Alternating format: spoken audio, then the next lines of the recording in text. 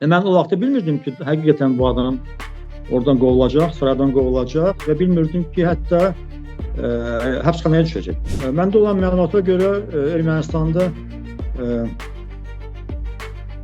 əski məhbuslar prezident ola bilməzlər. Onun da boynunda bir ağır ittiham var. Hələ ki orada qərar qəbul olmayıb, Köçərən prezidentliyə verirmi, yoxsa onlardan kimsə verirmi, bəlkə oğlu mu verəcək, onu dəqiq bilinmir, amma onun partiyası gedir seçkilərə. Və keçən həftə çox maraqlı qərar elan olundu. Serj Sargsyan və onun partiyası seçkidən imtina etdi.